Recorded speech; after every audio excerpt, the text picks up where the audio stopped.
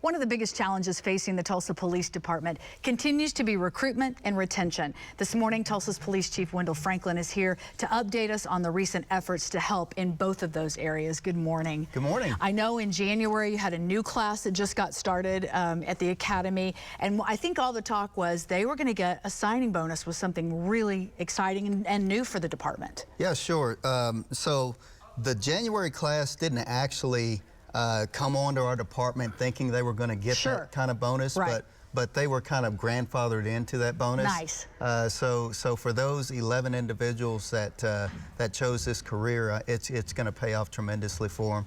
We have another class that starts in May and another class that will start in September, and those will also receive that bonus. Knowing how oftentimes the new officers get one thing, what about the people that are already there and using some money to retain those police officers? Yep, so we did that as well. We went in and kind of an unprecedented deal, opened up negotiations and restructured the contract for our officers that are already doing the job. So ultimately, officers ended up, you can top out at a $90,000 base pay, and with a longevity pay, you get up to $10,000. So wow. You're making six figures as a patrol officer. What have you heard in the rank and file, so to speak, of these types of incentive? Well, I think it's a great time to be in law enforcement. Across the nation, there's been so much money thrown into the ranks for law enforcement because we have that challenge of trying to recruit the best person, and we still have that challenge. We've talked in the past about some of the more high-profile crimes that have been happening in our community. One that recently happened was our neighborhood community in Broken Arrow, where we had a 16-year-old who'd been shot by 15-year-olds.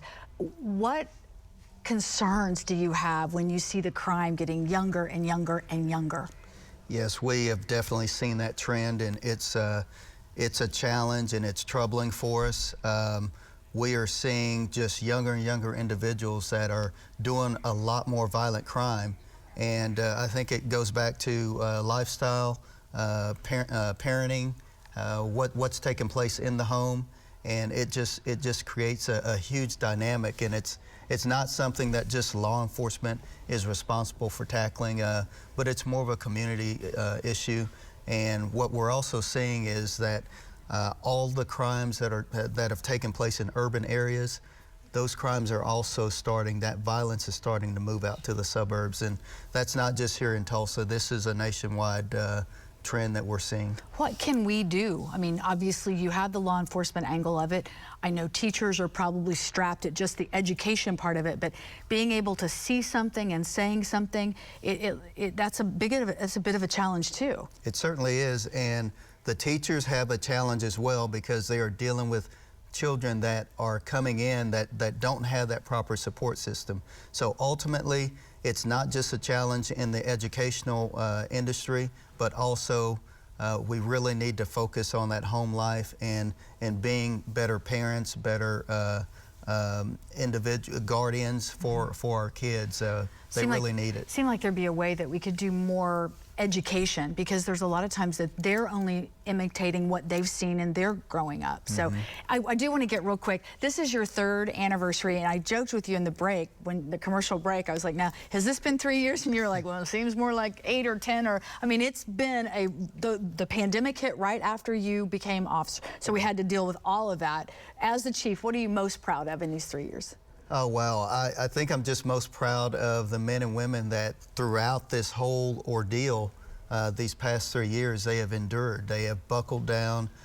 They've had to deal with a mask policy and social distancing, having squad meetings out in the open air. And, you know, ultimately the death of Sergeant Craig Johnson was huge. That really hurt our department, and just every other challenge that they've had to step up to, they've stepped up to the plate. We've lost some along the way, but for the most part, our men and women I'm very proud of them. As usual, I'm out of time before I'm out of questions, so I appreciate you coming in. We look forward to seeing you again next month. Thank you. Thank you so much. All right, 9:20 is our time. The Philbrook Museum going big for its new exhibit. After the break, we've got details on a special pop-up shop it's doing with Antoinette Baking Company. And an Oklahoma man, now a Grammy winner. Have you heard about this guy?